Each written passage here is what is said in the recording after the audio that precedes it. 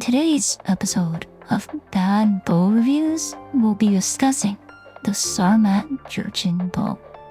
In particular, the sample is 27 pounds at 28 inches with a max draw length of 37 inches.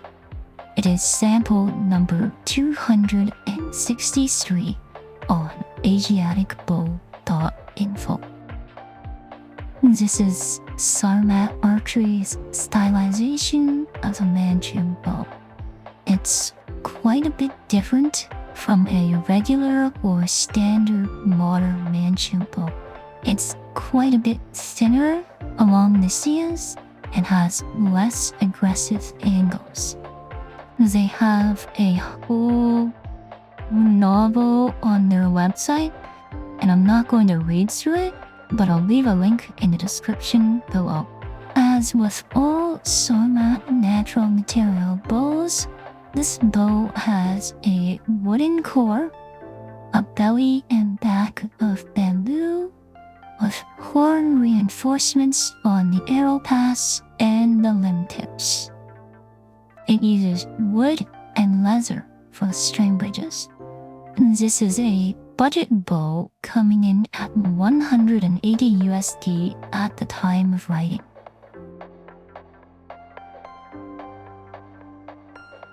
The core bow looks to be made of ash. There is bamboo on both sides of the bow, with the nodes being visible and palpable. The glue line on this bow is very thin. It's difficult to capture on camera, but here it is next to the Alibo Schwanwu and the Mariner Han Wind Strait. You can see that it's about the same thickness of a glue line as it is on the Mariner. There are some imperfections in the bamboo on both sides. You can see that there are a fair number of these black dots on the back and on the belly. I'm not 100% sure, but I believe that it's a form of fungus or mildew that grows on bamboo. It's harmless, and as far as I can subjectively tell, it doesn't seem to impact performance. The edges of the bamboo are rounded off. There are no sharp edges on this bow. There are obvious tool marks on the belly of the bamboo, as well as on the horn on the CS. Judging from the tool marks on the horn, it looks like it was thrown onto a belt sander once the epoxy cured, and then it wasn't really finished any further. You can see obvious scratch marks from this process all over it. It does not appear to be lacquered or finished in any way. You can directly feel the tool marks on the bamboo and the horn. The string bridges appear to be wood with leather glued on top. They are not perfectly symmetrical. On the string bridges, there is visible epoxy around the base.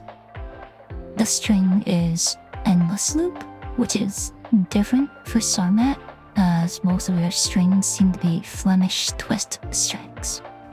The string is double served at the point where it touches the knock. This is rare in general. The only bowyer that I know of that does this is Spearman.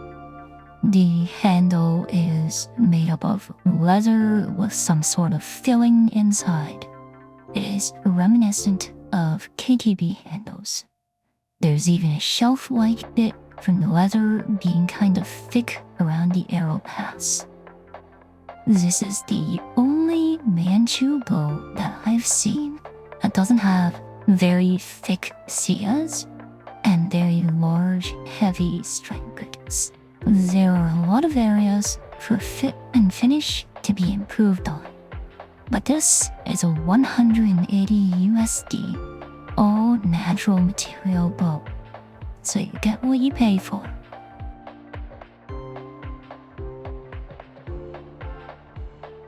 This is a big bow sitting at 186 centimeters unstrung and 171.7 centimeters strong, with a max draw length of 37 inches. It's too big to put on my kitchen countertop, so it's going on the floor.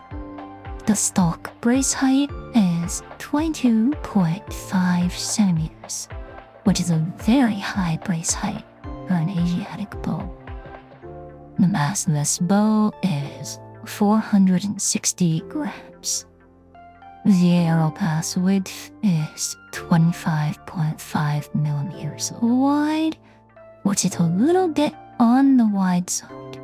This bow has surprisingly narrow siyas, about 13 millimeters wide at the base and 20.6 millimeters at the tip. The siyas on this bow have an effective length of about 24 centimeters. Let's take a look on the curves of this bow. This bow does not appear to have a longbow point, which means that at no point along the draw force curve would a theoretical longbow ever exceed its energy storage.